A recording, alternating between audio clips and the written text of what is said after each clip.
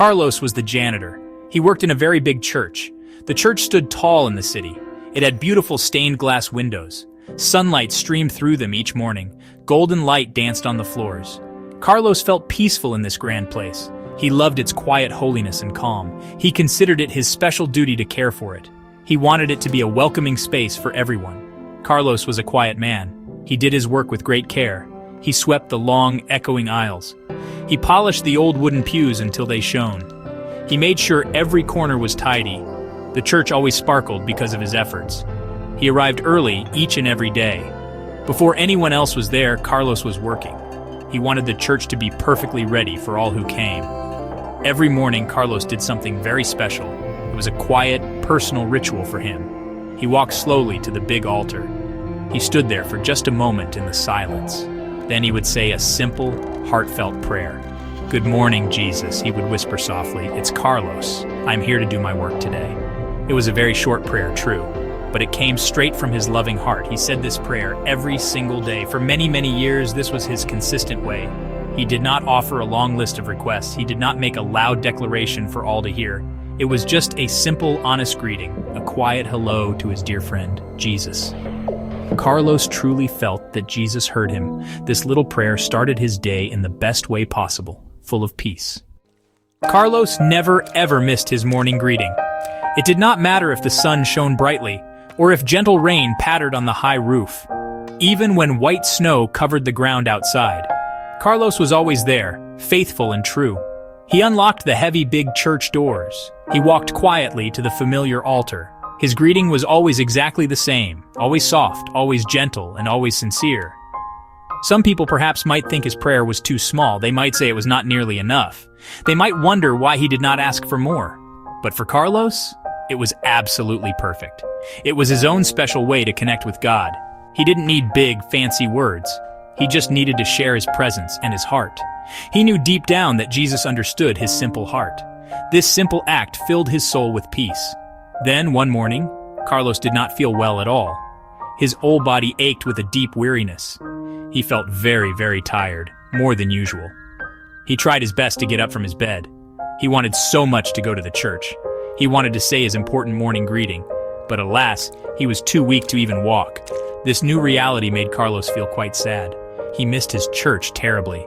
Soon, Carlos found himself in a plain hospital bed. The room was very white and very clean. It was so different from his beloved church. He looked out the small window beside him. He could not see the tall, familiar steeple. The grand, comforting church felt so far away. It was a lonely feeling. But in his heart, Carlos still held his prayer. His simple faith remained strong and unwavering. Even in the unfamiliar hospital, Carlos remembered his ritual. As the early morning sun peeked through the window, it cast long shadows across the sterile room. He closed his tired eyes for a moment. He whispered his familiar, comforting words.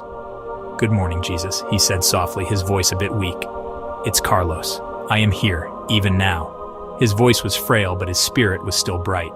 The kind nurses in the busy hospital noticed Carlos. He was always so gentle and remarkably kind. He always had a peaceful smile on his face. This was true even when he was feeling pain. His small room felt different from the others. It felt calm and somehow full of a soft light. They often wondered about his constant, quiet cheerfulness. It was quite unusual for someone so ill. One very kind nurse, whose name was Maria, often cared for him. She saw his quiet, unwavering joy each day. She became very curious about its source. "Carlos," she asked him one sunny afternoon. Her voice was gentle and full of concern. "You always seem so happy and content, even when you are not feeling your best. What is your secret to such enduring peace?" She truly wanted to understand. Carlos smiled his warm, gentle, and reassuring smile. He looked at Nurse Maria with kind, knowing eyes. "It is no secret at all, my dear," he said quietly. "Every morning my friend Jesus comes to visit me. He greets me just as I always greet him. He tells me that he is here with me always." Maria listened, her heart deeply touched by his simple, strong, and beautiful belief. The days in the hospital slowly turned into weeks. Carlos grew a little weaker with each passing day, but his spirit remained wonderfully strong. His gentle smile never left his worn face. And every single morning, without a single fail, he whispered his faithful greeting to the heavens. "Good morning, Jesus. It's Carlos. I am here." His faith was like a steady, unwavering flame in the dark. One quiet morning, the sun rose once more. It filled Carlos's small hospital room with golden light. The nurses came in to check on him as usual. They found him sleeping very peacefully. A soft, serene smile rested on his lips. Carlos had gone to be with his dear friend Jesus.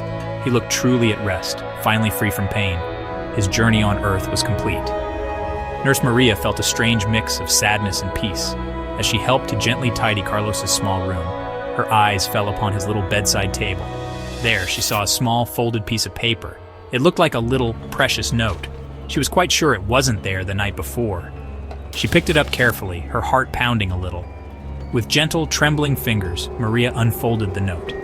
The handwriting on it was beautiful and clear. It read, "Good morning, Carlos. It's Jesus. I am here to take you home." Tears welled up in Maria's eyes and spilled onto her cheeks. Carlos's simple, honest faith was so very true. His deep love for Jesus was returned in kind. It showed that even the smallest prayer, spoken with pure love, always reaches heaven.